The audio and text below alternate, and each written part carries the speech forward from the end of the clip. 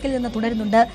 വിനോദ്, ഇറാനെ സംബന്ധിച്ച് ഗൾഫ് രാഷ്ട്രങ്ങൾ ലക്ഷ്യമിട്ടുള്ള ഈ ആക്രമണം എന്ന് പറയുന്നത് എത്ര മുന്നോട്ട് കൊണ്ടുപോകാൻ കഴിയും എന്ന ഒരു ചോദ്യമുണ്ടല്ലോ. GCC രാഷ്ട്രങ്ങൾ ശക്തമായ ഭാഷയിലാണ് ഇപ്പോൾ ഇതിനെ അപലപിച്ചിട്ടുള്ളത്. അയൽ രാഷ്ട്രങ്ങൾക്ക് മേലുള്ള ഈ കടന്നുകയറ്റം എന്ന് പറയുന്നത് ഒരു തരത്തിലും നീതീകരിക്കാനാകില്ല എന്നത് അവർ ചൂണ്ടിക്കാട്ടുന്നുണ്ട്.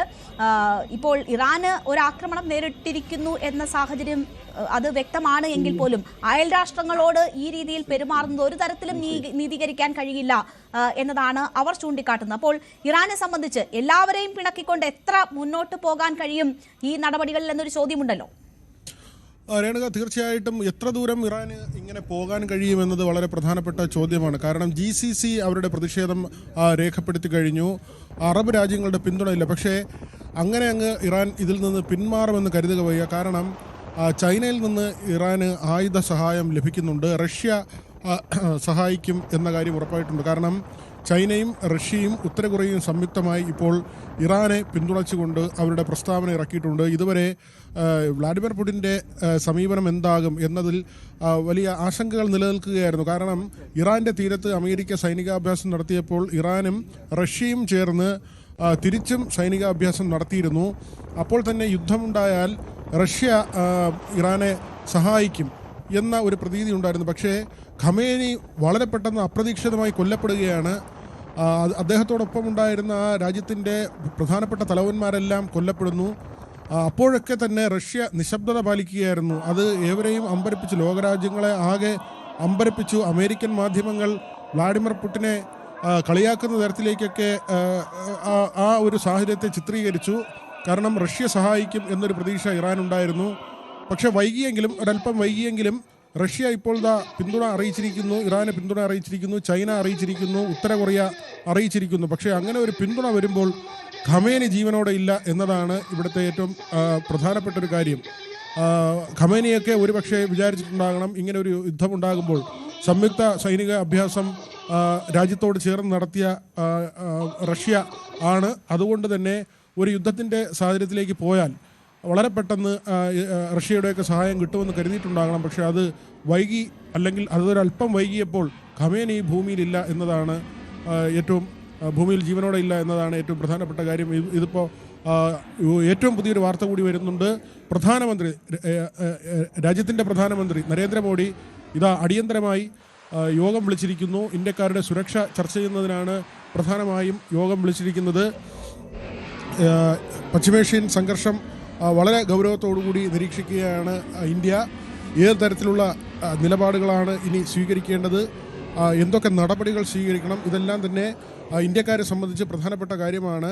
മിഡിൽ ഈസ്റ്റിൽ ജോലി ചെയ്യുന്നത് ഉൾപ്പെടെ ഏതാണ്ട് 1 കോടിയോളം ഇന്ത്യക്കാർ ഉണ്ട് എന്നാണ് കണക്കാക്കുന്നത്. അങ്ങനെയെങ്കിൽ യുദ്ധം തുടർന്നാൽ ഇവരെ ഇന്ത്യയിലേക്ക് കൊണ്ടുവരുന്നതടക്കമുള്ള കാര്യങ്ങൾ സ്വീകരിക്കേണ്ടതുണ്ട്. നമുക്കറിയാം, നമ്മളിപ്പോൾ മലയാളികളുമായി നിരവധി ആളുകളുമായി സംസാരിച്ചിട്ടുണ്ട്. അവരെല്ലാം തന്നെ ആശങ്കയിലാണ്. പലരും വീടുകളിലോ ഫ്ലാറ്റുകളിലോ ഒക്കെ തന്നെ തുടരുന്ന ഒരു സാഹചര്യമാണ്. അവിടെ ജോലിക്ക് പോയ ആളുകൾ, പഠനാവശ്യത്തിന് പോയ കുട്ടികൾ, അങ്ങനെ നിരവധി പേരുണ്ട്. പശ്ചിമേഷ്യയിൽ ഏതാണ്ട് 1 കോടിയോളം ഇന്ത്യക്കാരുണ്ടെന്നാണ് കണക്കാക്കുന്നത്.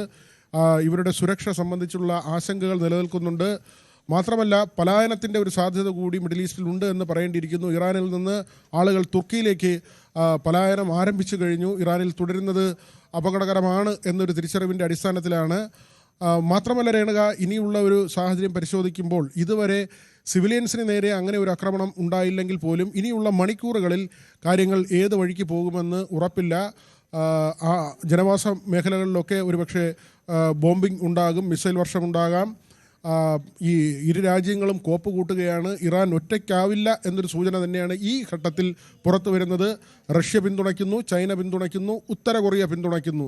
അങ്ങനെയെങ്കിൽ 2 ചേരിയായി ലോകരാഷ്ട്രങ്ങൾ മാറുന്ന, അല്ലെങ്കിൽ നമ്മൾ വലിയ മഹായുദ്ധങ്ങൾ കണ്ടതുപോലുള്ള ഒരു സാഹചര്യത്തിലേക്ക് പോകുമോ എന്നറിയില്ല. പക്ഷേ അതിനുള്ള അന്തരീക്ഷം രൂപപ്പെടുന്നുണ്ട്. ചേരി തിരിഞ്ഞ് രാജ്യങ്ങൾ മാറുന്നൊരു കാഴ്ചയുണ്ട്. UK രാവിലെ തന്നെ ഈ ആക്രമണത്തിൻ്റെ ഭാഗമായി അമേരിക്കയോടൊപ്പം ചേരുന്ന സാഹചര്യമുണ്ടായിരുന്നു. UKയും ഇസ്രയേലും അമേരിക്കയും പ്രത്യക്ഷത്തിൽ ഈ യുദ്ധമുഖത്തുണ്ട്.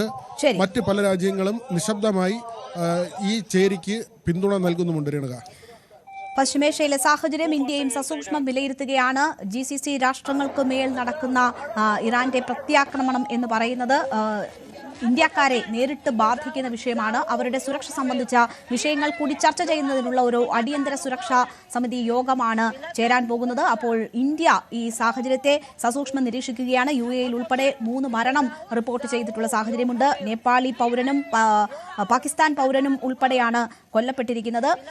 ഒപ്പം ഒരു ബംഗ്ലാദേശ് പൗരനും കൊല്ലപ്പെട്ട സാഹചര്യമുണ്ട്. ഇതൊക്കെ വലിയ ആശങ്ക ഉണ്ടാക്കുന്നതാണ്. ആ ഘട്ടത്തിലാണ് ഇന്ത്യക്കാരുടെ GCC രാഷ്ട്രങ്ങളുടെ ഇന്ത്യക്കാരുടെ സുരക്ഷ മുൻനിർത്തി ഒരു നിർണായക യോഗം അല്പസമയത്തിനകം ചേരാൻ പോകുന്നത്. വലിയ രീതിയിലുള്ള ആശങ്ക രാജ്യത്തും നിലനിൽക്കുകയാണ്. നേരത്തെ നമ്മളോട് സൂചിപ്പിച്ച ബഹ്റൈനിൽ നിന്നുള്ള മലയാളി സൂചിപ്പിച്ചതുപോലെ ജനൽ തുറന്നാൽ വാതിൽ തുറന്നാൽ മിസൈൽ വർഷം കാണുന്ന സാഹചര്യം വലിയ ആശങ്കയുണ്ടാക്കുന്നതാണ്